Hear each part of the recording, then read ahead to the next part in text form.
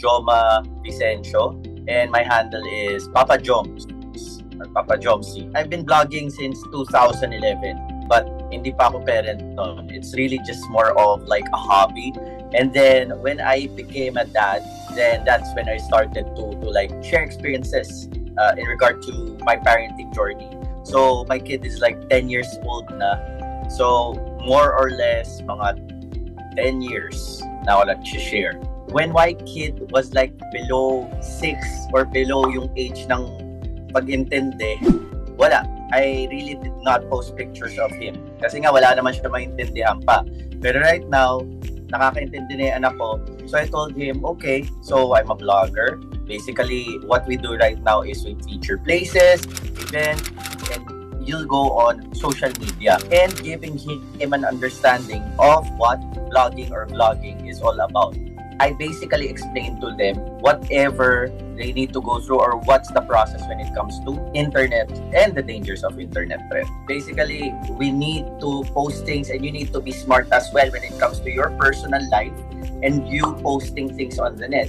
Because there will be times wherein you post something and then hindi na siya mababawi. People will see it. So it's more of, I've explained to him the concept of being careful na i-apply rin niya sa sariling buhay niya.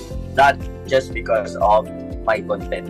When it comes to boundaries, it's something that he can look back on and hindi siya mapapahiya. Of course, the concept of protecting your child or the concept of mapahiya is something that parents should actually be like the one policing or monitoring. So, when we make content, I really don't include yung something na as a person or if I was an adult, I look back into and then hindi ako mapapahiya. Number 2, I don't get money involved. If you look at my content right now, it's more of me. I'm a parenting influencer. So the topic should be about me. Yung kids ko, side lang sila. Tsaka nagugulat ako minsan nga na ang daming parenting influencers na talagang sobrang exploitation na yung ginagawa sa kids nila na para maiisip mo, wala talaga kayo maiisip na original na idea na kailangan talaga yung anak nyo yung gamitin nyo. For parenting influencers, this is really acceptable. And this is what they do.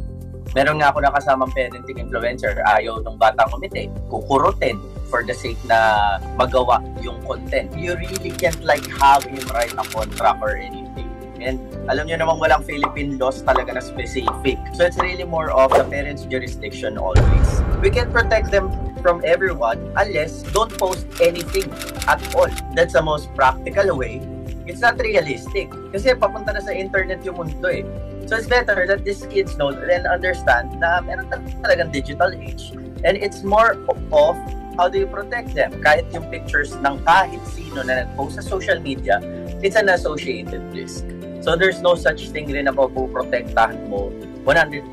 For content creators, if you're a parenting content creator, then make it about parenting. It's like more of you. Kung pwede namang wag mo ipakita ng harapan yung anak mo, maraming pwedeng paraan in the editing sense to help protect your kids. So it's also something na pwede mong gawin as a parent.